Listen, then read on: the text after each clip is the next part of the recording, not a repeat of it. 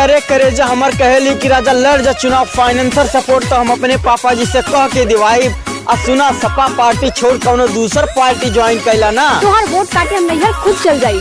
गांव भर में बाड़ू में हजारू हमर बेटा। अरे करेजा कहे नहीं मार अगर ओटवा देबा सपा सरकार के तो तोहर कुल दुखवा सही लेबो। अरे करेजा कहे नहीं मार अगर ओटवा देबा सपा सरकार के तो तोहर कुल दुखवा सही लेबो। और अगर अब की अखिलेश भैया ना जीतिए तो तो के छोड़ के नैहरवा में रह लेबो। जात मत पूछिए लौडा सख्त हैं, जात मत पूछिए लौडा सख्त हैं। बीजेपी के सपोर्टर मोदी के भक्त हैं। हिंदुस्तान से हिंदुस्तानी वाला खून बा।